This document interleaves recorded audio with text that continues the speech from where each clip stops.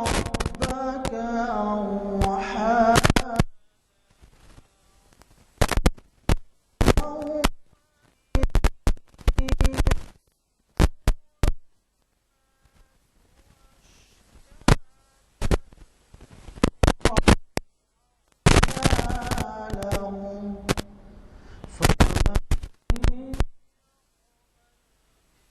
قال ذرة خيرا يره ومن يعمل مثقال ذرة شرا يره صدق الله العظيم.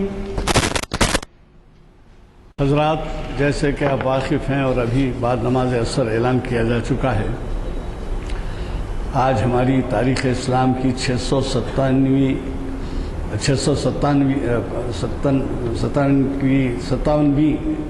نشست ہے اور یہ منعقد ہو رہی ہے 17 ذی القعدہ مطابق 1435 ہجری 17 ذی القعدہ 1435 ہجری مطابق 13 سپٹمبر 2014 عیسوی بروز ہفتہ بعد نماز عصر. اور آج کے ہمارے مقرر ہیں، آپ کے جانے پہچانے ہیں، اس سے پہلے وہ خطاب کر چکے ہیں، ڈاکٹر میر اکبر علی افتخاری. اور جیسے کہ آپ واقف ہیں، ہمارا طرز یہ رہا ہے کہ ہم مقرر صاحب کے اوپر ہی عنوان منتخب کرنے کے لیے چھوڑ دیتے ہیں. اس کی وجہ یہ ہے کہ ہمارے مقررین حالات حاضرہ سے بخوبی واقف ہوتے ہیں اور وہ اس کے پس پردہ پس منظر میں جو عنوان ہو سکتا ہے وہ عنوان دیتے ہیں. تو چنانچہ آج کے عنوان کی اہمیت آپ کے ہاتھ میں پرچہ آ گیا ہوگا، اسلام کے خلاف صہیونی سازشیں. اب یہ سازشیں کیا ہیں؟ صرف آج ایک دن کا اخبار کھول کے دیکھ لیجئے کہ کتنی سازشیں ہیں. امریکہ سے لے کے ہمارے خود ملک تک بھی کئی قسم کے، مثلا میں ابھی نکلنے سے پہلے ایک انگریزی اخبار پڑھا تھا، اس میں وہ لو جہاد کے اوپر بیان تھا. تو اب یہ جو سازشیں ہیں، اس سے ہمیں باخبر رہنا اس لیے ضروری ہے کہ ہمارے نوجوان بہت ہی آسانی سے اپنے راستے بدل سکتے ہیں اور جو طریقہ ان کے آباء و اجداد کا ہے اس سے تحریف کرتے ہوئے، اس سے ہٹتے ہوئے غلط راستوں پہ جا سکتے ہیں. کیونکہ آج کل کا ماحول ایسا ہے، کھیل کود، ٹی وی یہ زیادہ ہے، دینی باتیں کم ہیں، مطالعہ کم ہے، نشستیں کم ہیں، ایسے محافل سے دلچسپی کم ہے. تو اس وجہ سے آپ کو خود اندازہ ہے، مجھے زیادہ تفصیل میں جانا نہیں ہے، اس وجہ سے کہ ہم مقرر صاحب کو سننے کے لیے بے چین ہوں گے. میں گزارش کروں گا اور اس سے پہلے یہ آپ سے عرض کروں گا کہ ہماری دو بڑی اہم نشستیں ہیں. ایک نشست تو پرسوں ہیں پیر کے دن، ملی تشخص کی حفاظت اور ہماری ذمہ داری. ملی تشخص کی حفاظت اور ہماری ذمہ داری. اور یہ ہے ایک مفتی صاحب جو آپ کے جانے پہچانے ہیں اور اس سے پہلے وہ بھی خطاب کر چکے ہیں، مفتی سید الیاس ہاشمی ندوی. بات یہ ہے کہ آپ کی ہماری روزمرہ کی زندگی میں مفتی صاحبان سے ہمارا ربط نہیں ہوتا. اب ہم مفتی صاحبان کی طرف یا ایسے اداروں کی طرف جو مفتیوں کا انتظام کرتے ہیں مفتی صاحبان سے فتواؤں کے لیے، تو ہم ایسے وقت پر جب کہ کبھی سال 6 مہینے میں کہا ضرورت پیش آتی ہے تو مفتی صاحب کو یاد کرتے ہیں. یہ ہماری بدقسمتی ہے اور ہمیں اس کے لیے ہمیشہ اس پر دھیان دینا چاہیے کہ وہ رہنمائے ملت ہوتے ہیں، رہنمائے شریعت ہوتے ہیں اور کئی ایسے مسائل کو جس کے ہماری روزمرہ کی زندگی میں کام آتے ہیں وہ آپ سے اس پر مشورہ دیتے ہیں. مثال کے طور پہ آپ کو معلوم ہے کہ ہم رمضان میں زکوٰۃ کے عنوان سے ایک ایسی نشستیاں رکھے تھے جس میں 3 مفتی صاحبان کے لیے الگ الگ ٹیبل ڈال دیے گئے تھے اور اعلان کیا گیا تو یہاں پر 4 بجے سے مغرب تک، افطار تک وہ صاحبین یہاں تشریف رکھے. اور یہ رمضان سے پہلے کی بات ہے، بہرحال وہ 3 الگ ڈیسک بنائے گئے، اس میں ایسے ایسے لوگ آ کے مشورہ لیے مفتی صاحبان سے کہ مجھے دیکھ کے حیرت ہوئی، اور میں نے خود بھی بہت کچھ سیکھا ان کے بیان سے۔ تو وہ یعنی جو علم رکھتے ہیں، دینی معلومات رکھتے ہیں، وہ صاحبین بھی آ کے ان سے جو ہے وضاحتیں چاہے کہ صاحب ایک چھوٹی سی مثال دے دیتا ہوں میں آپ کو۔ ایک بہت بڑی مسجد کے امام صاحب تشریف لائے، اور انہوں نے علیحدہ بیٹھ کے جب کچھ دریافت کیا تو مجھے بھی سننے کا موقع ملا۔ انہوں نے کہا کہ صاحب میرے یہاں زمین ہے اور میں 10 لاکھ میں بیچنا چاہتا ہوں، لیکن وہ نہیں بک رہی ہے، اب جو ہے 5-6 لاکھ سے زائد دام نہیں آ رہے ہیں، تو کیا اس پر واجبی ہے زکوٰۃ؟ تو انہوں نے کہا کہ 10 لاکھ تو نہیں آئے، آپ کو 5-6 لاکھ کا مال تو ہے آپ کے پاس، لہٰذا 5-6 لاکھ پہ تو دے دیجیے آپ، 10 لاکھ میں بکیں گی کب اور آپ دیں گے کب؟ لہٰذا آپ جو ہے۔ اور ایک بڑی اہم بات بتائی مفتی صاحب نے، آپ کو سن کے تعجب ہوگا، ہمارے ہاں ایک دھیان کیا پیدا ہو گیا ہے، رمضان میں زکوٰۃ نکالنا۔ اگر فرض کیجئے آپ کے مال یا اثاثے کے اوپر محرم، صفر یا ربیع الاول میں زکوٰۃ واجب ہو گئی کوئی ایک اثاثے پہ، اور آپ اس کے لیے روک کے رکھے رمضان تک، تو یہ جو ہے بہت بری بات ہے، اس وجہ سے کہ جیسی ہی واجبی ہوتی ہے وہ غریب کا حق ہو جاتا ہے، مستحق کا حق ہو جاتا ہے۔ تو آپ کو اس کا حق نہیں پہنچتا کہ آپ زکوٰۃ کو روک کے رکھیں اور اپنے ثواب کے زیادتی کے لیے جو ہے اس کو 6 مہینے 8 مہینے رمضان آ رہا ہے تو اس وقت تک کسی کو نہ دیں۔ حالانکہ ویسا منشا نہیں ہے، شریعت کا منشا یہ ہے کہ آپ جیسے ہی وہ زکوٰۃ کے لیے اس پر آپ کو واجب ہو جائے، جیسے آپ دیکھتے ہیں ٹیکسز لگاتے ہیں تو 1 اپریل سے فلاں تک، اس کے بعد 15 دن دیتے ہیں، پھر اس کے بعد ختم کہ بھائی اب وہ آپ کو پورا دینا پڑے گا، رعایت نہیں دیں گے۔ یہاں پر ایسا آپ کو کوئی مجبور کرنے والا نہیں ہے، لیکن آپ کا ضمیر آپ کو مجبور کرے گا، شریعت آپ کو مجبور کرے گی کہ آپ جیسے ہی زکوٰۃ واجب ہو جائے رمضان کا انتظار کیے بغیر ضرورت مند کو پہنچا دیں۔ آپ کس کو دیتے ہیں مستحق اسی کو دیجیے، لیکن رمضان کا انتظار مت کیجیے۔ تو میں یہ کہہ رہا ہوں کہ جب مفتی صاحبین ہمارے ہاں آتے ہیں تو اس سے استفادے کے لیے آپ ذرا نوجوان طبقے کو بھی لائیے ساتھ، نوجوانوں کو تراغب کیجیے۔ ہم یہ جو کچھ کر رہے ہیں، اب آپ اس کا اندازہ لگائیے کہ تاریخ اسلام کی 657ویں نشست ہے، اور 657ویں نشست کے کیا معنی ہیں؟ ہر سال 45 نشستیں ہوتی ہیں، رمضان میں نہیں ہوتی 4 ہفتے، اور پھر اس کے بعد 1-2 کبھی کرفیو، کبھی بارش کچھ ہونے کی وجہ سے، تو لہذا 45 نشستیں اگر 1 سال کی رکھی جائیں تو 657 میں دیکھ لیجئے کہ آپ کتنے سال ہو گئے، اور اس سے استفادہ آپ کی تعاون کی وجہ سے استفادہ ہو رہا ہے۔ اور یہ بات بھی ذہن میں رکھیے کہ یہ جو ہمارے خدرداں جو لگائے ہیں ویب سائٹ، اس سے یہ دنیا بھر میں دیکھا جا رہا ہے، منتظر رہتے ہیں، باہر سے ٹیلی فون آتے ہیں کہ صاحب آپ کے محفل کا ہمارے کو ویب سائٹ نہیں ملا گیا، باہر سے لوگ آتے ہیں تو پوچھتے ہیں آپ کیسٹ دے سکتے ہیں کیا، ہمارے کو فلاں عنوان کا کیسٹ چاہیے۔ تو میں آپ سے گزارش کر رہا ہوں کہ چراغ تلے اندھیرا بول کے کہیں ایسا نہ ہو کہ سب تو فائدہ اٹھا رہے ہیں، ہمارے مقامی لوگ ہی فائدہ نہیں اٹھا رہے۔ تو لہٰذا گزارش ہے کہ آپ اس پہ توجہ فرمائیں۔ میں آپ کا زیادہ وقت لیے بغیر اور ایک اعلان یہ کر دوں گا کہ کشمیر سے اقبال کے روابط، یہ جو ہے ڈاکٹر یوسف اعظمی کا ہمارا خطاب ہے 17 سپٹمبر کو چہارشنبے کے لیے، اور اب کشمیر کا جو کچھ حال ہے یہ تو معلوم ہے آپ کو، اقبال کے کلام میں کشمیر کے بارے میں بھی بہت کچھ ہے، آپ کو سننے کا موقع ملے گا۔ ایک ہی سٹنگ میں اقبال کشمیر کے تعلق سے، خود وہ یہ کہا جاتا ہے کہ ان کے آباء و اجداد میں کشمیری برہمن تھے، کشمیری برہمن مسلمان ہو گئے تھے، اس کے بعد کے سلسلے کے ہیں اقبال۔ تو میرا بولنے کا مطلب یہ ہے کہ اس کی بھی قدر کیجیے اور لوگوں کو ضرور لیتے آئیے۔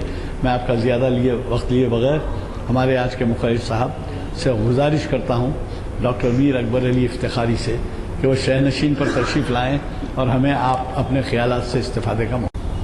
حاضرین اکرام، آج کا جو موضوع ہے پرانے زمانے سے زیادہ حال کے زمانے میں اس کی ضرورت ہے کہ اس کو سمجھیں، لیکن جب تک کہ ہم پرانے دور کے کچھ جھلکیاں نہ دیکھیں،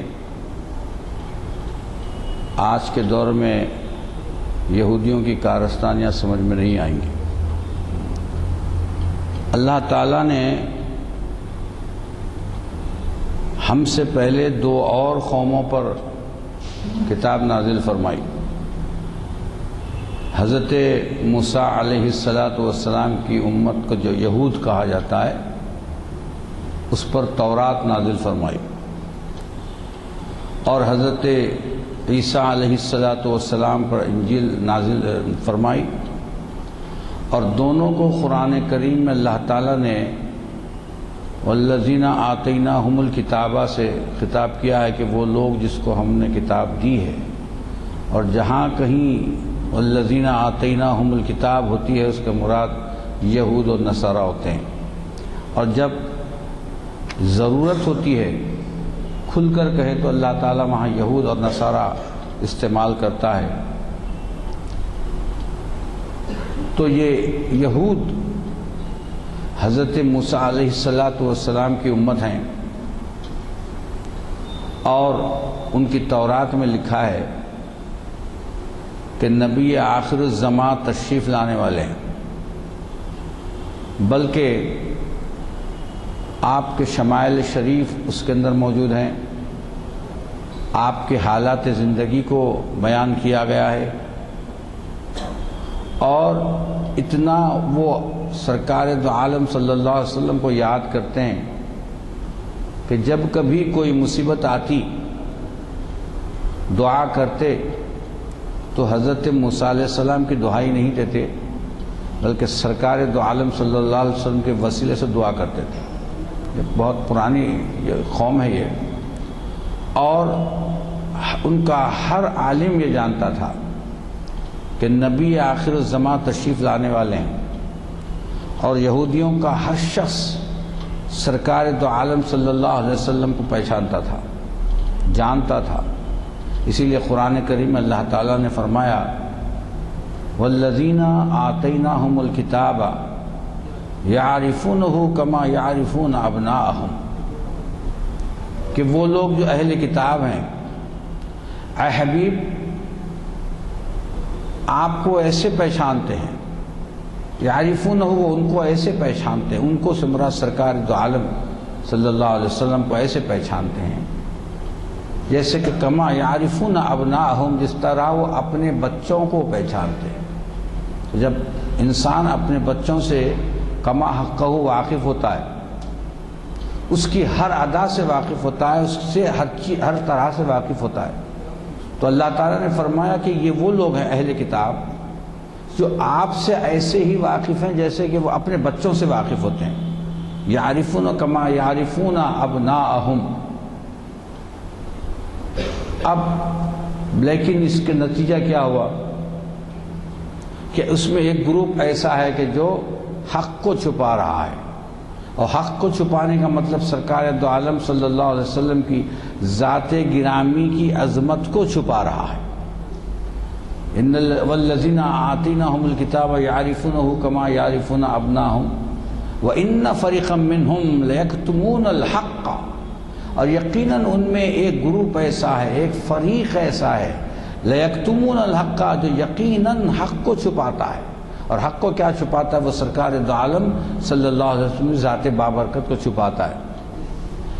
اتنا ہونے کے بعد جب سرکار دو عالم صلی اللہ علیہ وسلم مبعوث ہوئے، اللہ تعالیٰ نے تاج نبوت سے سرفراز فرمایا، تو یہ سب سے بڑے دشمن ہو گئے۔ سب سے بڑے اگر اسلام کے اور مسلمانوں کے دشمن ہوئے تو وہ یہی لوگ تھے، اور بلکہ نہ تھے نہیں بلکہ ہیں اور قیامت تک رہیں گے۔ یہ ان کی دشمنی اتنی پکی اور پختہ ہے کہ ان کی دشمنی سے ہم اعراض نہیں کر سکتے۔ تو اس کی وجہ کچھ وجوہات علماء نے بیان کی ہیں کہ یہ بڑی مغرور قوم ہے اور اللہ کی نافرمان بھی ہے، اور اللہ کی نافرمانیوں کے جو واقعات ہیں اللہ تعالیٰ نے کھل کر قرآن میں بیان کر دیا ہے کہ یہ لوگ اللہ کے رسول کو نہیں مانتے، اللہ کے رسول احکام کو نہیں مانتے، بلکہ بعض دفعہ تو اپنے انبیاء کو قتل بھی کر دیتے ہیں کیونکہ ان کے خلاف اگر پڑھتی ہے۔ تو یہ بڑی عجیب و غریب بات ہے کہ بنی اسرائیل اللہ کی چہیتی امت بھی ہے اور بڑی مغضوب امت بھی ہے۔ اللہ تعالیٰ ان پر غضب نازل فرماتا ہے، اور ہم نماز میں پڑھتے ہیں غیر المغضوب علیہم ولا الضالین، اس میں جہاں اور بھی ہیں یہ لوگ بھی شامل ہیں کہ یہود و نصارہ کی جو مغضوب قومیں ہیں۔ آپ کہیں گے صاحب آپ تو مغضوب کہہ رہے ہیں، اس وقت تو ساری دنیا پر چھائے ہوئے ہیں۔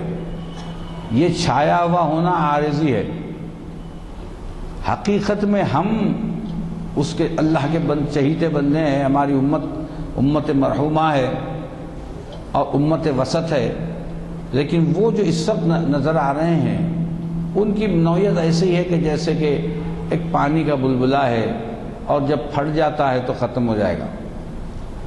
تو ہم کو یہ دیکھنا ہے کہ آخر ان کی دشمنی کی وجوہات کیا ہیں۔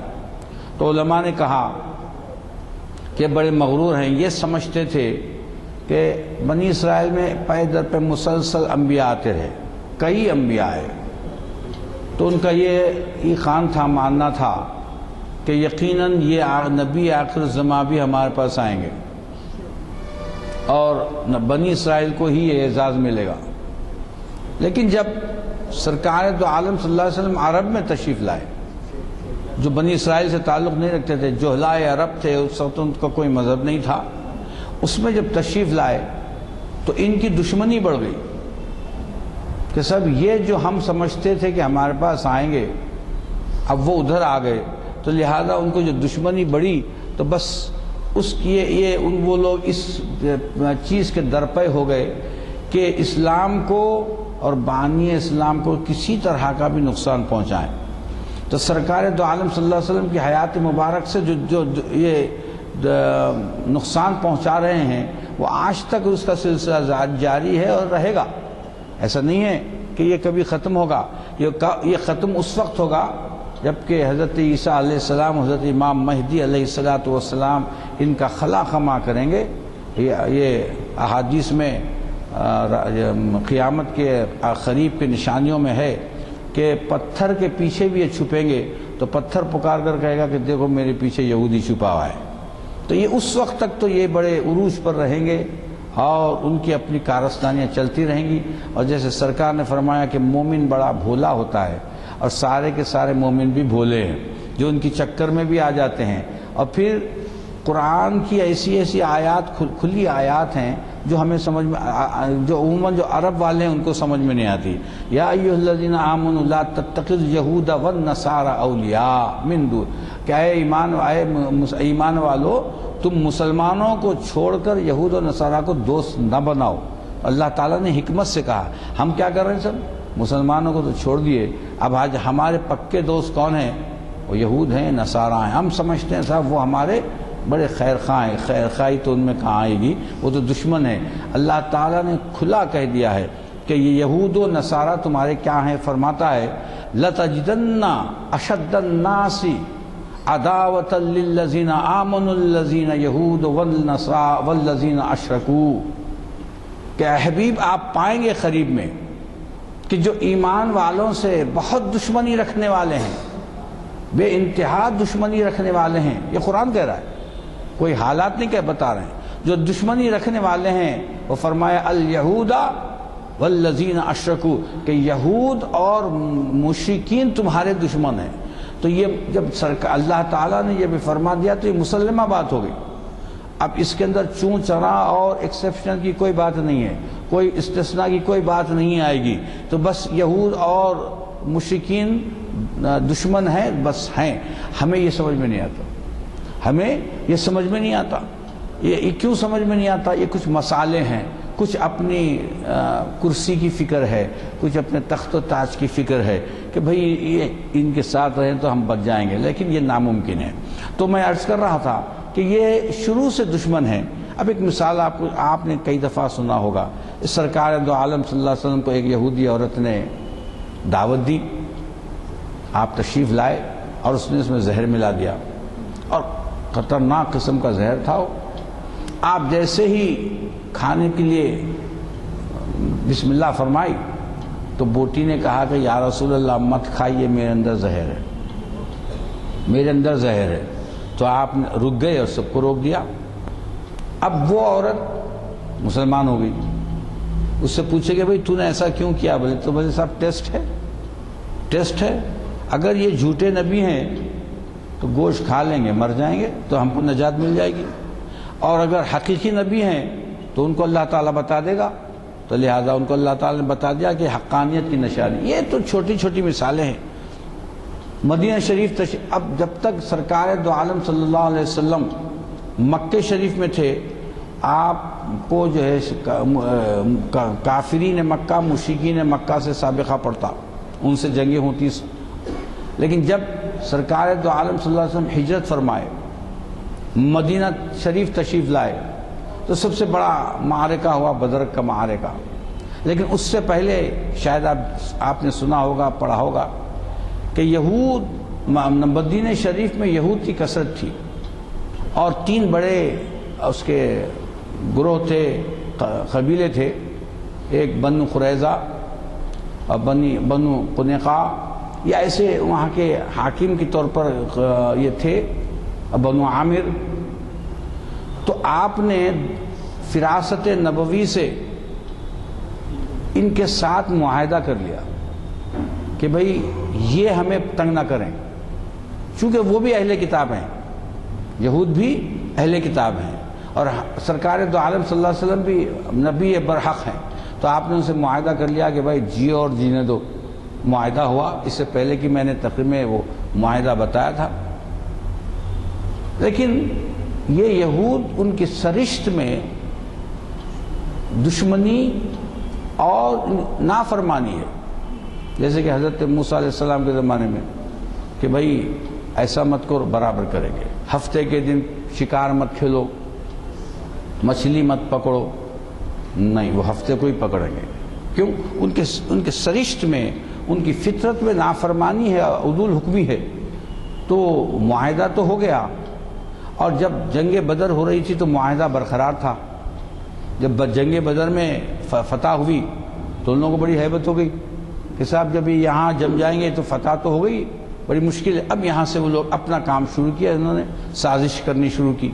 بنی قریظہ نے کیا کیا؟ ایک آدمی کو مقرر کیا کہ بھائی جب کہیں موقع ملے ختم کر دینا۔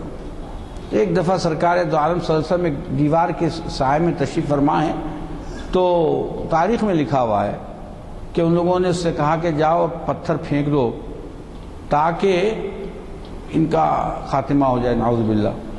لیکن وہی آئی کہ دیکھو اے نبی یہاں سے ہٹ جاؤ کیونکہ سازش ہو رہی ہے۔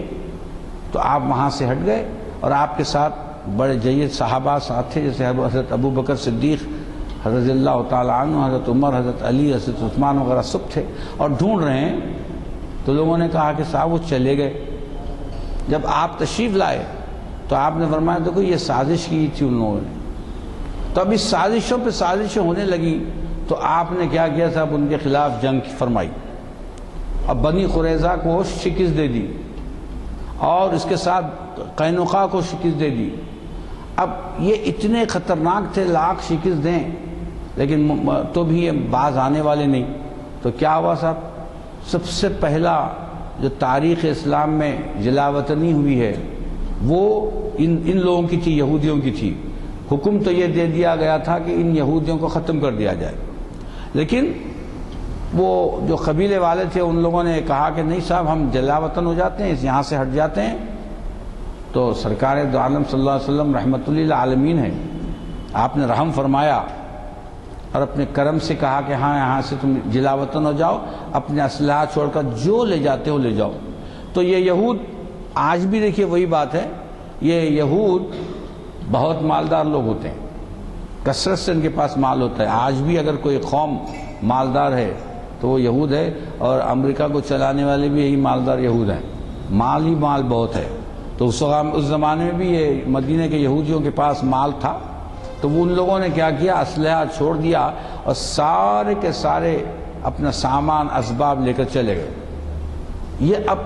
یہ سمجھا جا رہا تھا کہ یہ فتنہ ٹل گیا، مدینہ شریف سے یہ سارے یہودی نکل گئے، لیکن حقیقت میں وہ نکلے، چند دن پریشان بھی رہے، پھر مجتمع ہو گئے خیبر میں۔ یہ سارے کے سارے یہودی جو وہاں سے نکلے تھے وہ پورے سازشی جمع کہاں ہوئے؟ سب خیبر میں۔ اب خیبر سے سازشیں کر رہے ہیں، آپ حیرت کریں گے جب یہ یہودیوں کو نکالا گیا اور خصوصاً بنی قنیقہ کو اور بنی قریظہ کو، تو اللہ تعالیٰ نے ہمیں ایک صورت نازل فرمائی ہے، آپ کو شاید معلوم ہو یا نہ ہو، سورۃ الحشر، 28ویں پارے میں سورہ حشر ہے۔ اور اس سورہ حشر اگر آپ ترجمے سے پڑھیں، تفسیر سے پڑھیں، تو آپ کو معلوم ہوگا کہ پوری وہی بات ہے کہ جو ان لوگوں نے کیا اور جو واقع ہوا وہ سارے کا سارا اس کے اندر موجود ہے۔ تو پہلے ہی اللہ تعالیٰ پہلی آیت میں اول الحشر فرمایا کہ ان کا پہلا حشر ہے، مطلب یہ کہ اب یہ بے گھر ہو گئے، گھر سے نکال دیے گئے، یہ پہلا حشر ہے۔ اس کا مطلب یہ کہ پہلا جب کہا ہے تو اس کا مطلب اور بھی حشر ہونے والے ہیں، تو ان کا دوسرا حشر بھی ہوا، تیسرا حشر بھی ہوا، مگر یہ فنا نہیں ہوئے کیونکہ یہ قوم رہنے والی ہے۔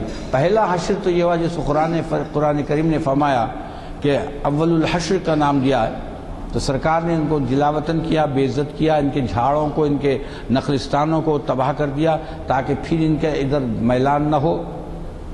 اب اس کے بعد یہ پھر یہ طاقت پکڑے اور وہاں سے سازشیں کرنے لگے، تو خیبر میں جمع ہو گئے۔ تو خیبر کی جنگ آپ کو معلوم ہوگی کہ خیبر کی جنگ اسی لیے ہوئی تاکہ ان سازشی یہودیوں کا خلاقمہ کر دیا جائے۔ سرکار تو عالم صلی اللہ علیہ وسلم وہ لے کر اپنے لشکر کو لے کر چلے، اور بڑا وہ لوگ جہاں کہیں ہوتے ان کی خصوصیت تھی کہ اپنے علاقے کو قلعوں کی طرح بنا لیتے تھے، محصور کر دیتے تھے تاکہ کوئی حملہ اور اس کو جلدی قابض نہ ہونے پائے۔ تو جب خیبر میں بھی یہی ہوا کہ شکست فتح نہیں ہو رہی تھی، ایک دن دو دن، آخر میں سرکار دو عالم صلی اللہ علیہ وسلم، یہ واقعہ تو آپ تمام حضرات جانتے ہیں کہ سرکار دو عالم صلی اللہ علیہ وسلم نے فرمایا کہ آج میں ایک ایسے آدمی کو لشکر کا جھنڈا عطا کروں گا کہ جو میرا اور میرے خدا کا محبوب ہے۔ تو حضرت ابو بکر صدیق رضی اللہ تعالیٰ عنہ، حضرت عمر، حضرت عثمان اور بڑے بڑے صحابہ جنہوں نے کبھی کسی قسم کی خواہش نہیں فرمائی تھی، کبھی کسی قسم کی جاہ و عظمت کی خواہش نہیں فرمائی تھی، یہ سارے صحابہ فرماتے ہیں کہ اس دن ہم بڑے تیار ہو کر بیٹھ گئے کہ شاید وہ نظر کرم ہم پر پڑ جائے اور ہم اس کے سردار بن جائیں۔ تو وہ اتنا بڑا منصب تھا کہ جسے بڑے بڑے صحابہ اس بات کی تمنا کر رہے تھے، اس بات کی خواہش کر رہے تھے تاکہ وہ جھنڈا ہمیں مل جائے۔ لیکن آپ نے سنا، پڑھا بھی ہے، ہوگا، سنا بھی ہوگا کہ حضرت علی کرم اللہ وجہ کو اس کی جھنڈا دیا گیا، سرداری دی گئی، اور وہ آپ نے خیبر کو فتح فرمایا۔ خیبر کی فتح میں خیبر کی فتح میرا مضمون نہیں ہے، ایک بات یاد آئی تو عرض کروں کہ حضرت علی نے ایک ہاتھ سے اس کا دروازہ پکڑا اور دوسرے ہاتھ سے جنگ فرمائی۔ تو لوگوں نے کہا کہ یا اللہ یہ انسان ہیں کہ کون ہے؟ قلعے کا دروازہ ایک ہاتھ میں اٹھا لیں۔ جنگ ہو گئی، فتح ہو گئی۔ خود حضرت علی کرم اللہ جو فرماتے ہیں ایک دفعہ وہاں میرا گزر ہوا، وہ دروازہ پڑا ہوا تھا، تو میں جب اٹھانا چاہا تو میں نے اس کو ہلا بھی نہیں سکا۔ لے کر ڈھال کی طور پر استعمال کرنا تو الگ بات ہے، میں اس کو اٹھا بھی نہیں سکا۔ تو معلوم ہوا کہ یہ جو شجاعت آئی تھی وہ سرکار دو عالم صلی اللہ علیہ وسلم کی نظر کرم کا اثر تھا۔ آپ کی نظر کرم تھی کہ آپ میں اتنی شجاعت آ گئی کہ وہ دروازے کو بھی آپ نے آسانی سے اٹھا لیا ہے۔ تو یہ خیبر میں جب پوری طرح شکست ہو گئی تو کیا ہوا، ان کی کمر تو ٹوٹ گئی، لیکن وہ اپنی سازشوں سے باز نہیں آئے۔ حضرت عمر رضی اللہ تعالیٰ عنہ کا دور آیا، ذری سی سازشیں کی، تو پھر تیسری دفعہ اول الحشر سرکار نے جلاوطن فرمایا، اور دوسرا حشر تھا جب کہ خیبر سے نکالے گئے، ان کو قتل کر دیا، قتل عام کیا گیا، خیبر سے نکالے، اور تیسرا جو حشر تھا حضرت عمر رضی اللہ تعالی عنہ نے ان کو اپنی مملکت سے نکال دیا، اور چوتھا بھی ایک حشر ہوا ہے، ہٹلر نے ان کو قتل کر کے ختم کر دیا۔ وہ ان کا یہ حشر ہوتا رہے گا۔ یہ اول الحشر کا مطلب یہی ہے کہ اب ان کے حشر ایک کے بعد ایک ہوتے رہیں گے، کیونکہ یہ سازشی قوم ہے، جس نے ان کی سازش کو بھانپ لیا اس کو انہوں نے بخشا نہیں۔ تو ایک چوتھا حشر بھی ہوا ہے کہ ہٹلر نے ان کو جو ہے یہی سمجھ کر کے اپنے ملک سے نہ صرف ان کا خلاخمہ کر دیا، قتل عام کیا، بلکہ ان کو نکال دیا۔ لیکن اب جیسے مدینے سے نکلے تھے تو خیبر میں جمع ہوئے، تو ہٹلر نے نکالا تو اب اسرائیل میں جمع ہے، اب وہاں سے ان کی سازشیں چل رہی ہیں۔ اب یہ بین الاقوامی سازشیں ہیں اور ان کی سازشوں سے کوئی بچ نہیں سکتا، اللہ تعالیٰ جس کو بچائے بچائے۔ تو یہ 4 حشر تو ان کے ہو گئے۔ اب یہ لوگ اب حضرت عمر رضی اللہ تعالیٰ عنہ کے جب دور خلافت آیا تو وہ لوگ کچھ نہیں کر سکے۔ حضرت عثمان رضی اللہ تعالیٰ عنہ کا دور خلافت آیا تو گویا یہ پھر پیدا ہو گئے۔ تو پہلے سے مسلمانوں میں ایک گروہ تھا منافقین کا۔ یہ منافقین نے جتنا نقصان اسلام کو پہنچایا ہے شاید نصارہ نے بھی نہیں کیا، اور ان کا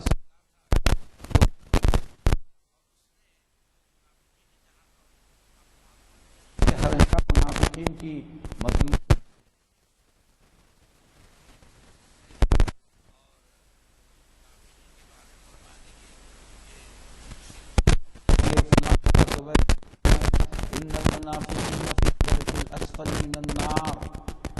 منافقین کے لیے تو خاص فرمایا کہ ان المنافقین فی الدرک الاسفل من النار، کہ بے شک منافقین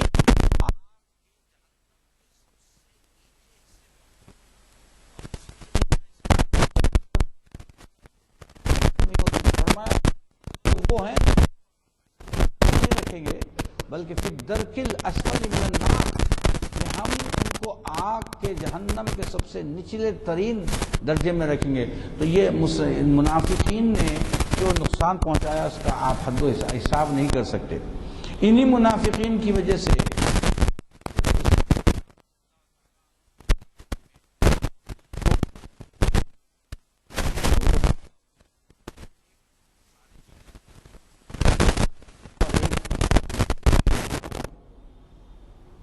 یہ خارجی اور یہ سبائی یہ کچھ نہیں ہے، یہودیوں کی پیداوار ہے، جیسا کہ آج داعش یہودیوں کی پیداوار ہے۔ پیدا کیا یہودیوں نے، پروان چڑھایا امریکہ نے، اور یورپ نے ان کو کھلا پلا کر موٹا کیا۔ آج پھر امریکہ چاہ رہا ہے کہ صاحب ہم اسے ختم کر دیں۔ یہ ختم کرنے کا بہانہ ہے، ان کے بہانے مسلمان سلطنتوں کو تباہ کرنا مقصد ہے، مگر مقصد یہ ہے کہ صاحب ہم داعش کو ہمارے بھائی جو آپ کا ناجائز اولاد ہے اس کو آپ کیسے ختم کریں گے؟ مگر اس کے بہانے میں آپ مسلم مملکتوں کو تباہ کرنا، پریشان کرنا چاہتے ہیں۔ تو یہ سلسلہ جاری ہے۔ تو یہ حضرت عثمان رضی اللہ تعالیٰ عنہ کے زمانے میں 2 گروپ پیدا ہوئے، ایک خارجی اور ایک سبائی۔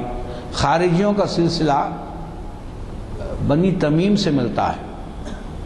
بنی تمیم کا ایک آدمی، آپ نے بخاری شریف کی حدیث ہے، آپ نے بارہا سنا ہوگا کہ سرکار دو عالم صلی اللہ علیہ وسلم مال غنیمت تقسیم فرما رہے ہیں، اور ایک آدمی آیا اور بے باکانہ انداز سے کہا کہ یا محمد عدل، اے محمد انصاف کرو۔ تو سرکار دو عالم صلی اللہ علیہ وسلم کو غصہ نہیں آتا تھا، آپ کو چہرے اقدس سرخ ہو گیا اور غصے سے تمتمانے لگا اور کہا کہ اگر روئے زمین پر میں انصاف نہ کروں تو کون انصاف کرے گا؟ تو صحابہ نے تلواریں نکال لیں، حضرت عثمان، حضرت علی، حضرت ابوبکر صدیق۔ حضرت ابوبکر صدیق کبھی لڑائی جھگڑے کی بات نہیں کیا کرتے تھے، لیکن انہوں نے بھی تلوار نکال لی اور کہا سرکار حکم دے تو اس کو ختم کر دیں۔ تو سرکار دو عالم صلی اللہ علیہ وسلم مسکرائے اور کہا بیٹھ جاؤ، اور پھر وہ پیٹھ پلٹا کر دربار اقدس سے چلے گیا۔ تو وہاں ایک بات بتاؤں، میں صحابہ کرام سرکار دو عالم صلی اللہ علیہ وسلم کے دربار سے جب واپس جاتے تو پیٹھ پلٹا کر نہیں جاتے تھے، پہلے الٹا جاتے، اور جب نظر سے اوجھل ہو جاتے تو پلٹ جاتے تھے۔ یہ ادب نبوی ہے۔ تو وہ پیٹھ پلٹا کر چلے گا، اور صحابہ کو غصہ آیا تو حضرت ابوبکر صدیق رضی اللہ تعالی عنہ نے فرمایا کہ یا رسول اللہ حکم دیجئے میں اس کا سر ختم کر دوں۔ تو آپ نے کہا اچھا جاؤ اس کو ختم کر دو۔ تھوڑی دیر کے بعد وہ آئے، بڑے مزمحل سے آئے، تو سرکار نے فرمایا کہ کیا ہے، آپ ایسے کیوں تشریف لا رہے ہیں؟ تو حضرت ابوبکر صدیق رضی اللہ تعالیٰ نے فرمایا یا رسول اللہ جب میں گیا تو نماز میں تھا، اب میں کیسے قتل کروں؟ تو حضرت علی رضی اللہ تعالیٰ نے فرمایا ٹھیک ہے میں جاتا ہوں، میں قتل کر کے آتا ہوں۔ تو وہ گیا، آپ گئے، جانے کے بعد آپ بھی ناکام آ گئے. پوچھا اے علی کیا ہوا، تم نے قتل کرنے کا خیال تھا؟ تو بولے سرکار کیسے قتل کروں، قرآن پڑھ رہا تھا. تو آپ نے کہا دیکھو اس کی نسل سے، اس کی پیٹھ سے، اس کی نسل سے ایک گروہ پیدا ہوگا جو قیامت تک رہے گا، اور یہ اتنے دین میں اشد ہوں گے کہ تم اپنے دین کو دیکھ کر ہیچ سمجھو گے. نمازیں ایسے پڑھیں گے کہ اپنے نمازوں کو تم بیکار سمجھو گے. قرآن ایسے پڑھیں گے جیسے تمہیں حیرت ہو جائے گی کہ ہم ایسے قرآن نہیں پڑھ سکتے. یاد رکھو قرآن ان کے حلق کے نیچے نہیں اترے گا.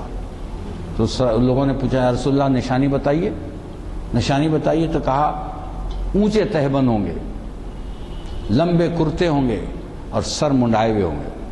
یہ خارجیوں کی نشانی سرکار دو عالم صلی اللہ علیہ وسلم نے بتائی ہے اور بخاری شریف میں موجود ہے. تو یہ جو خارجی ہے حضرت عثمان رضی اللہ تعالیٰ عنہ کے زمانے میں سر ابھارے اسی کی اولاد تھے، اسی کے پیرو تھے. اب لوگوں نے دیکھا کہ صاحب یہ بڑے دین میں اشد ہیں، ضرور بڑے سخت ترین ہیں. نمازیں جب پڑھتے ہیں تو مسجد میں اول آنے والے یہی ہوتے ہیں، آخر جانے والے یہ ہوتے ہیں، جبکہ دوسرے مسلمان نہیں کرتے ہیں. تو آخر میں یہ ہوگا کہ لوگ بتائیں گے کہ کیا بات ہے. لیکن یہ ہے کہ ان کا ظاہر الگ ہے اور ان کا باطن الگ ہے. ایک تو یہ خارجی ہو گئے جو بنی تمیم کی پیداوار ہے. ایک دوسرے ہیں سبائی. یہ سبائی دراصل عبداللہ ابن سبا یہودی تھا، یہ اس کی شاخ، یہ اس کے پیداوار ہے. عبداللہ ابن سبا کو ابن السودا کہا جاتا تھا. اس کی ماں حبشن تھی، کالی تھی، تو لہذا اس کو ابن السودا کہا گیا، کالے کا بیٹا ہے. اور یہودی تھا، یہ نسلاً یہودی تھا، لیکن اچانک اس نے اسلام قبول کر لیا. یہ یہودی سا دیکھیے آپ کیسے گہرا آتا ہے. اسلام قبول کر لیا، اور اسلام قبول کرنے کے بعد اس کے اسلام کو دیکھ کر مسلمان پریشان ہو جاتے تھے. پہلی مسجد میں داخل ہونے والا وہ ہوتا، مسجد سے عشاء کے بعد نکلنے والا رات دیر گئے وہ ہوتا، اور ہمیشہ تلاوت میں، وظائف میں اور عبادت میں ہی رہتا. دنیا سے تو کوئی غرض ہی نہیں تھی. اور یہ دنیا سے کوئی غرض ایسا کہ لوگ اس کے تقوی کو دیکھ کر بڑے متاثر ہو جاتے تھے، اور اس کا یہ ظاہر تھا. اور باطن یہ تھا کہ اسلام کو کس طرح تباہ کیا جائے. تو لوگ تو ظاہر کو دیکھ لیتے ہیں، اور مومن تو ظاہر پر مر جاتا ہے، باطن دیکھتا ہی نہیں. تو اس کے ظاہر کو دیکھ کر لوگ اس کے پیچھے جمع ہو گئے. بعد میں تاریخ میں ان کا نام فدائی ہوا، اور ان فدائیوں نے جو تاریخ اسلام میں ہلچل مچا دی ہے، تباہ و بربادی مچائی ہے. اگر آپ صلاح الدین ایوبی اور زنگی کے کارنامے پڑھیں تو وہاں آپ کو ان کا رول معلوم ہوگا کہ ان سبائیوں نے حضرت صلاح الدین ایوبی کو بھی نقصان پہنچانا چاہا، لیکن اللہ کی رحمت تھی جو بچ گئے. زنگی نے ان کا خاتمہ کیا تھا لیکن پھر آ گئے. تو یہ لوگ حشیش کے دل دادا، سامنے تو ایسے ہوتے ہیں جیسے کہ آپ اپنے دین کو حیث سمجھیں گے، لیکن حشیش کے دل دادا ہوتے ہیں. ہر برائی کا ان کے اندر موجود ہوتی ہے، اور لیکن سامنے تو وہ سبائی. اب اس کے گروہ کو یا تو فدائی کہا گیا یا سبائی کہا گیا. یہ بڑا فتنہ تھا. اس فتنے کی ابتدا عبداللہ ابن سبا اور خارجیوں نے مل کر حضرت عثمان کے زمانے سے فرمائی. اور وہ یہ کہ حضرت عثمان کے زمانے میں یہ جگہ جگہ جاتا تھا اور خطوط لکھتا تھا کہ بھئی دیکھیے آپ بڑے خوش قسمت ہیں جو آپ کے پاس اسلام زندہ ہے. ایک جگہ کے لوگوں کو مخاطب کر کے لکھتا کہ آپ بڑے خوش قسمت ہیں، آپ کے پاس جو دین ہے، آپ کے جو گورنر ہیں بہت اچھے ہیں، فلاں ہیں، لیکن میں جہاں ہوں، وہ مدینے میں رہتا تھا، میں جہاں ہوں وہاں اسلام نام کی کوئی چیز نہیں ہے، وہاں ہر چیز کی برائی ہے، ہر چیز وہاں پہ تباہ ہو چکی ہے، اور جو خلیفہ ہے وہ اپنے ڈگر سے ہٹ گیا. یہ حضرت عثمان کے لیے رضی اللہ تعالیٰ کے لیے بیان کرتا تھا. ہر جگہ اس نے خطوط بھیجے، اور خطوط بھیجنے کے بعد ایک قسم کا بھونچال پیدا کر دیا. دیکھیے اس زمانے میں خطوط بھیجتا تھا، آج ایس ایم ایس آتے ہیں. ذرا سا فرق ہو گیا ہے, تھوڑا سا فرق ہو گیا. پھر ترقی ہے, زمانے کی ترقی ہے, مگر بنیاد وہی ہے. ترقی ہو گئی سمجھیے. تو اس کے بعد یہ ہوا کہ اب چاروں طرف یہ وبال مچنے لگ گیا کہ جو خلافت عثمانی ہے, خلافت اسلامیہ ہے, اس کے اندر سب اسلام مر جا رہا ہے. تو جب حضرت عثمان رضی اللہ تعالیٰ عنہ کو اس کی اطلاع پہنچی کہ صاحب ایک فتنہ پیدا ہو رہا ہے اور اطراف کے مقامات پر پیدا ہو چکا ہے, تو حضرت عثمان رضی اللہ تعالیٰ نے کچھ عمال کو بھیجا کہ جا کر مجھے صحیح اطلاع دو کہ کہیں ایسا تو نہیں کہ حقیقت میں اسلام تباہ ہو رہا اور میں معلوم نہیں ہے. تو لوگوں نے آ کر کہا کہ خلیفہ یا امیر المومنین کچھ نہیں ہے, سب اپنی جگہ برابر ہے, اسلام برابر ہے, یہ فتنہ ہے. ابھی وہ اس بات سے سنبھلے ہی نہیں تھے, لیکن اس نے کیا کیا, ایک 900 آدمیوں کا گروہ لے کر نکلا اور لوگوں میں کہا کہ صاحب میں حج کو جا رہا ہوں, حالانکہ حج سے اس کا کوئی کام نہیں تھا. وہ 900 آدمی, اب جو اس کی تقویٰ اور اس کی دینداری اور اس کا اسلام دیکھا تو وہ 900 سے بڑھتے گئے اور وہ ہزاروں کی تعداد میں ہو گئے. اب اس کا میں آپ کو تقابل کروں, یہ داعش والے, آئیسس والے 8,000 سے نکلے تھے اور آج 35,000 اور 40,000 کے درمیان ہیں, اور آئندہ شاید اور بڑھ جائیں گے. وہ ابن سبا بھی ایسی 900 کو لے کے نکلا تھا, ہزاروں اس کے پیچھے ہو گئے. اب اس نے یہ پروپیگنڈا کرنا شروع کیا کہ یہ اسلام کی خلافت کو نکالو, اور خارجیاں بھی اس کے ساتھ ہو گئے. اور اس کے بعد وہ آپ اتنی زیادہ افراتفری مچی, وہ سارے حالات میں نہیں بیان کرتا, کہ اس کا نتیجہ یہ ہوا کہ سرکار حضرت عثمان رضی اللہ تعالیٰ عنہ کو شہید کر دیا گیا. اور کرنے والے یہی لوگ, شہید کرنے والے یہ لوگ. سرکار نے فرمایا تھا کہ خیر القرون قرنی, سب سے بہترین زمانہ میرا ہے اور اس کے بعد میرے آنے والوں کا ہے. تو سرکار کا زمانہ انتہائی پرامن. حضرت ابو بکر صدیق رضی اللہ تعالیٰ عنہ کا وہی زمانہ ہے جو سرکار کا ہے, بالکل بعینی ہی وہی زمانہ ہے. حضرت عمر کا خوشحال زمانہ کہ سلطنت کو وسعت ہو گئی, اور وسعت ہو گئی تو یہ ایران اور روم, کسرا سے بھی فتح ہو گئے. اور حضرت عثمان جب تشریف لائے تو آپ نے فتوحات کو اور مزید بڑھا دیا, اور تاریخ میں لکھا ہے کہ حضرت عثمان کا بحری بیڑا ہند تک آ گیا تھا. وہ زمانہ بھی خوشحال تھا, لیکن جیسے ہی ابن سبا نے یہ سازشیں شروع کی تو وہ زمانہ بڑا افراتفری کا ہو گیا, اور سرکار حضرت عثمان رضی اللہ تعالی عنہ کی شہادت پر اس کا اختتام ہوا. تو سرکار نے فرمایا تھا کہ جب شہادت عثمان ہوگی تو فتنے شروع ہو جائیں گے. یہ پیشن گوئی ہے کہ فتنے شروع ہو جائیں گے. اب فتنے شروع ہو گئے. پھر اس کے بعد حضرت عثمان کے بعد حضرت علی کرم اللہ وجہ کو خلیفہ بنایا گیا. وہ حالات میں نہیں کہہ رہا ہوں کہ کیا کیا اس کے بعد پالیٹکس اس زمانے میں ہوئی, لیکن حضرت علی کرم اللہ وجہ خلیفہ بنے. اب خلیفہ بننے کے بعد ان کو چین سے رہنے نہیں دیا. کس نے؟ یہی فدائین یا سبائین نے اور خارجیوں نے. مگر خارجیوں کی ایک بات تھی اس زمانے میں کہ وہ حضرت علی کے ساتھ ہو گئے. اب دیکھیے, سازش دنیاوی ہو یا دینی ہو, سازش ہوتی ہے.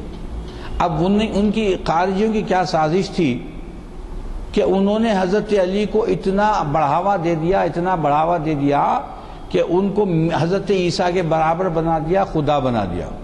اور یہ پروپیگنڈا کرنے لگے کہ حضرت علی رضی اللہ تعالیٰ عنہ کبھی مر نہیں سکتے اور قیامت کے قریب وہ آسمان سے آئیں گے.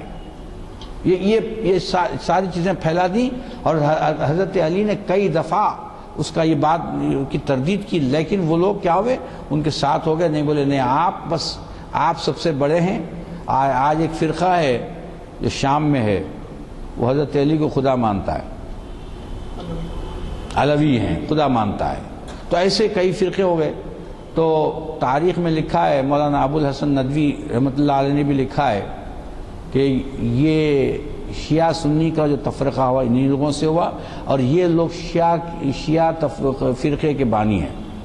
کہ جہاں حضرت علی کی اتنی زیادہ عزت ہوتی ہے کہ سرکار صلی اللہ علیہ وسلم نے حدیث مبارک میں فرمایا کہ ایک میری امت کا ایک فرقہ میرے اہل بیت کی محبت میں جہنم میں جائے گا.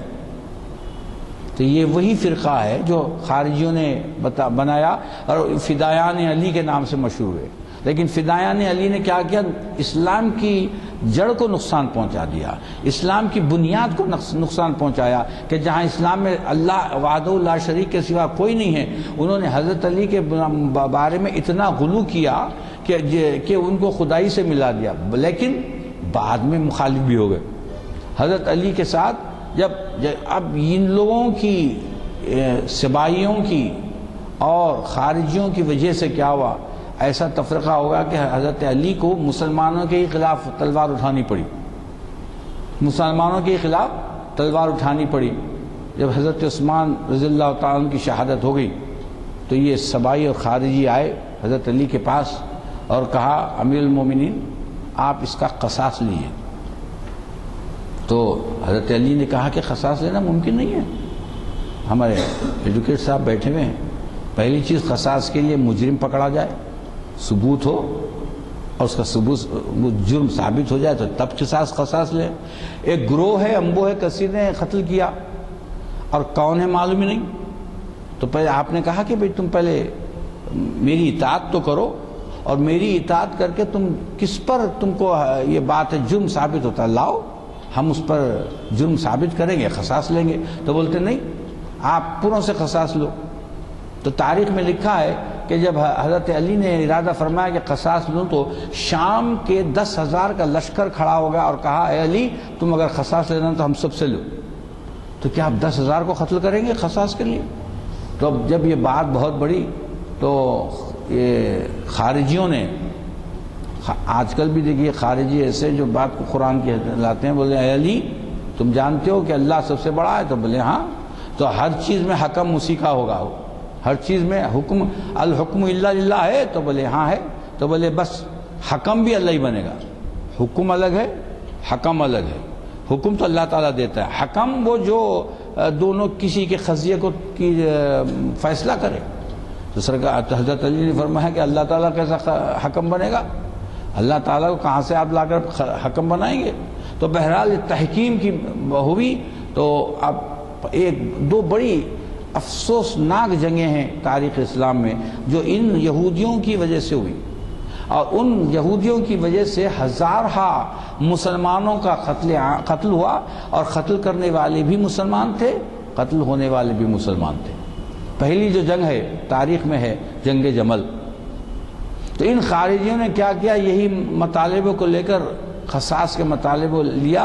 حضرت زبیر رضی اللہ تعالیٰ عنہ، حضرت طلحہ رضی اللہ تعالیٰ عنہ کو بھی اپنے ساتھ ملا لیا، اور ان لوگوں نے حضرت عائشہ صدیقہ رضی اللہ تعالیٰ عنہ کو اپنے ساتھ ملا لیا اور کہا کہ صاحب قصاص لو نہیں تو جنگ ہوگی. وہ میں مختصر عرض کر رہا ہوں، جنگ ہوئی جنگ جمل. ایک طرف حضرت علی اور ان کا لشکر ہے، اور دوسری طرف حضرت زبیر بن العوام اور حضرت طلحہ، اور سب سے بڑھ کر ام المؤمنین حضرت عائشہ صدیقہ رضی اللہ تعالی عنہا ہے. اب دیکھیے کیا ادھر بھی ساری بابرکت شخصیتیں ہیں، اور ادھر حضرت علی کے ساتھ بھی بابرکت شخصیت، خود حضرت علی بابرکت شخصیت ہیں. اب دونوں مسلمان ہیں، کسی کے بھی دین، یہ دونوں گروہ کے کسی کے دین پر بھی آپ حرف نہیں اٹھا سکتے، دونوں مسلمان ہیں. لیکن یہودیوں نے ایسی سازش رچی کہ ایک مسلمان اور دوسرے مسلمان سے لڑائی ہونے لگی. اب لڑائی ہو رہی ہے، ایک راستے میں جا رہے ہیں، حضرت عائشہ صدیقہ اونٹنی پر سوار ہیں اور ان کے ساتھ حضرت زبیر ساتھ ہیں. وہاں کتے بھونکنے لگے تو اچانک حضرت عائشہ صدیقہ رضی اللہ تعالیٰ نے فرمایا کہ یہ کون سا مقام ہے؟ تو لوگوں نے کہا کہ یہ فلاں مقام ہے. تو آپ نے کہا کہ میں پلٹ جاتی ہوں. تو بولے کیوں؟ تو بولے سرکار دو عالم صلی اللہ علیہ وسلم کی حدیث شریف ہے کہ اے عائشہ تم ایک گروہ مسلمانوں کے گروہ کے ساتھ ہوگے اور دوسرے گروہ سے لڑو گے، لیکن تمہارا گروہ حق پر نہیں ہوگا، اور جب تم جاؤ گے تو کتے تم پر بھونکیں گے. تو جب آپ نے کتوں کی آواز سنی تو کہا کہ نہیں میں حق پر نہیں ہوں، وہ آ گئے۔ لیکن جنگ ہوئی، حضرت زبیر کا شہادت ہو گئی۔ حضرت زبیر نے جب یہ حدیث سنی، ساتھ تھے، تو وہ بھی چلے گئے، ہتھیار تلوار کو اپنے نیام میں رکھ لیا اور ایک مقام پر جا کر سو رہے تھے کہ کسی نے آپ کی شہادت کر دی، اور وہ ان کو ہی معلوم ہوگا کہ میں حق پر نہیں ہوں۔ یہ تو معمولی باتیں ہیں، لیکن جنگ ہونے کا جو نقصان ہے، تو ٹوٹل تاریخ میں لکھا ہے کہ 13,000 مسلمانوں کا خون بہا، اور وہ 13,000 مسلمانوں میں کئی برگزیدہ شخصیتیں تھیں۔ ایسا نہیں کہ سب آج ہم جیسے مسلمان نہیں ہیں، برگزیدہ شخصیتیں تھیں۔ آخر میں صلح ہوئی، جنگ تھمی، اور حضرت علی نے حضرت عائشہ صدیقہ رضی اللہ تعالی عنہ کو بڑے اہتمام اور اکرام کے ساتھ واپس فرمایا مدینہ شریف کو۔ اب خارجیوں کو آپ دیکھیے، خارجیوں نے پھر حضرت علی سے کہا کہ اے علی، وہ جو بھی مال ہے، شکست کا جو بھی مال ہے، ہم میں تقسیم کرو، مال غنیمت۔ تو آپ نے کہا کہ یہ نہیں ہو سکتا، کھڑے ہو گئے لڑنے کے لیے کہ کیسا نہیں ہو سکتا، ہم نے جنگ کی ہے، اور جنگ کرنے کے بعد تو جو مال آئے گا بانٹنا، تقسیم کرنا چاہیے۔ تو حضرت علی رضی اللہ تعالیٰ کا غصہ آ گیا اور فرمایا کہ کیا تم یہ جانتے ہو کہ تم کیا کہہ رہے ہو؟ اگر میں مال غنیمت تقسیم کروں تو حضرت عائشہ کسی کے حصے میں آئیں گی اور وہ لے کر جائے گا؟ ہرگز ایسا نہیں ہو سکتا۔ تو وہ ایک ایسی بات کہہ دی تھی کہ وہ لوگ بھی چپ ہو گئے۔ لیکن اب یہ یہودی سازشی چپ بیٹھنے والے نہیں، انہوں نے کیا کیا، پھر حضرت معاویہ کو ملا لیا، پھر وہی پرانا راگ کہ صاحب قصاص لیا جائے، اور پھر ایک جنگ ہوئی، صفین کی جنگ ہوئی۔ وہاں 17,000 مسلمان دونوں طرف کے شہید ہو گئے، ادھر بھی صحابہ ہیں ادھر بھی صحابہ ہیں، حضرت معاویہ ادھر بھی ہیں، حضرت علی کے پاس بھی صحابہ ہیں، اور جنگ ہوئی۔ اور حالانکہ حضرت علی حق پر ہے، کیسے معلوم ہوا؟ حضرت زبیر العوام، حضرت طلحہ کو ایک شخص نے قتل کر دیا، اور قتل کر کے ان کا سر اقدس حضرت علی کے پاس لایا، اس خیال سے لایا کہ مجھے انعام ملے گا، اکرام ملے گا، بہت بڑی بات اور بہت ہو جائے گا۔ تو جب دربار میں آیا، گھر پہ آیا، تو بولا کہ جاؤ امیر المومنین کو کہو کہ میں آیا ہوں۔ تو لوگوں نے آگے کہا سرکار وہ فلاں آدمی آیا ہے، سر لے کر آیا ہے۔ تو آپ نے کہا خدا اس پر لعنت کرے، اس کو کہہ دو کہ میرے گھر سے چلے جائے اور تیرا ٹھکانہ جہنم ہے۔ تو لوگ جا کے اس کو بول دیے۔ تو فرمایا کہ یہ حدیث شریف ہے سرکار دو عالم صلی اللہ علیہ وسلم کی کہ ایک جنگ ہوگی جس میں علی حق پر ہوں گے اور ان کا قتل کر دیا جائے گا، قتل کرنے والا جہنمی ہے، تو جاؤ اس کو جہنم کی بشارت دے دو۔ تو یہ تو خیر کشف و کرامات کی باتیں ہیں، لیکن یہ ہے کہ آپ دیکھیں سازش کتنی ہوئی۔ اب سازش میں سازش یہ ہوئی کہ سب تحکیم بنایا، حکم بنایا جائے، حضرت علی اور حضرت معاویہ کے درمیان حکم بنایا جائے۔ اب حکم بنانے کے لیے ادھر سے ایک صحابی اور ادھر سے ایک صحابی آئے، اور تھوڑا وہاں غلط فہمی ہو گئی، اور حضرت علی کی معزولی کا پروانہ جاری کر دیا گیا، اور اسی دوران ایک بدبخت نے حضرت علی کرم اللہ وجہ کی شہادت فرما دی۔ تو اب آپ دیکھیے ان یہودیوں کی وجہ سے ملت اسلامیہ کا کتنا نقصان ہو۔ کوئی باہر سے آ کر جنگ نہیں کر رہا ہے، کوئی باہر سے آ کر آپ کا خون نہیں بہا رہا ہے، ہم اپنا خون بہا رہے ہیں، اور شیرازہ بکھر رہا ہے۔ اور اس کے بعد حضرت حسن رضی اللہ تعالیٰ عنہ خلیفہ ہوئے، 6 مہینے کے لیے خلیفہ ہوئے، پھر حضرت معاویہ نے خلافت ان سے لے لی۔ اب جب حضرت معاویہ نے خلافت لی تو وہ خلافت راشدہ ختم ہو گئی۔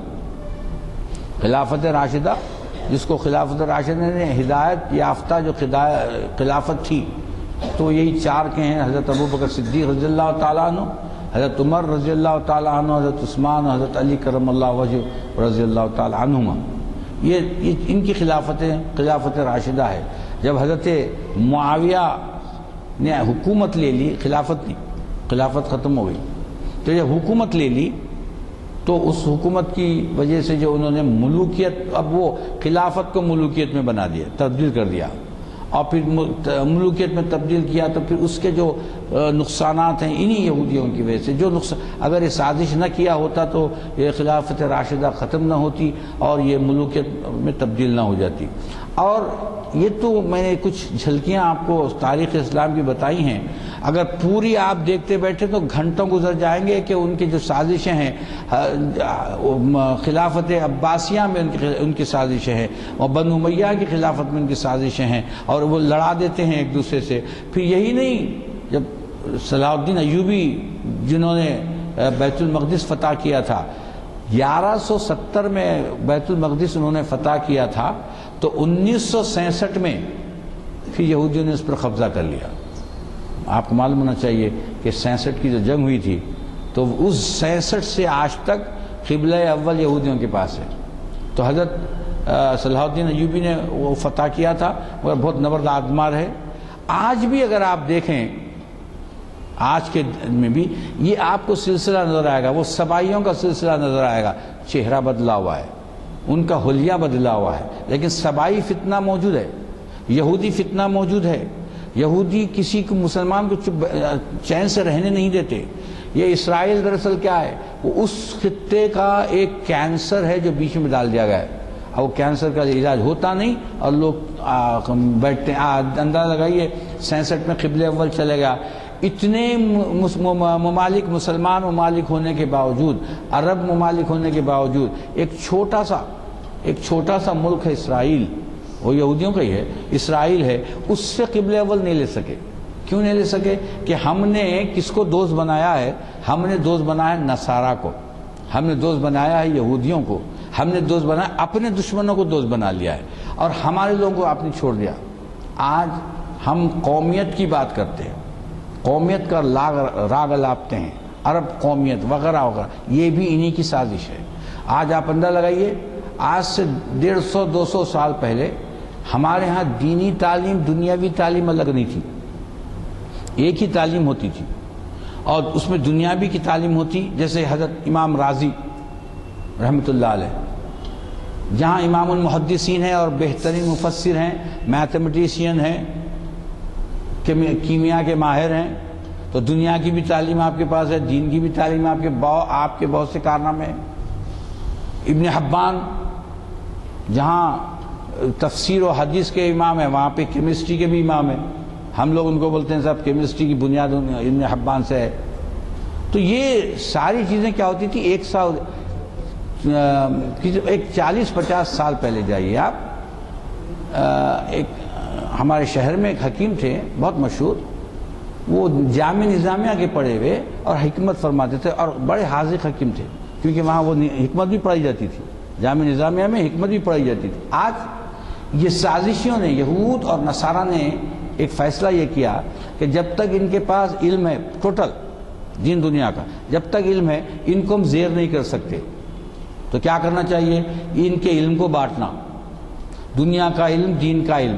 اب کیا ہو گیا صاحب، دنیا کے علم والے جتنے ہیں، جو doctor, engineer, P H D, فلاں، دین کے علم والوں کو حقارت سے دیکھتا رہے، یہ کیا سب مولویاں ہیں، چھوڑو۔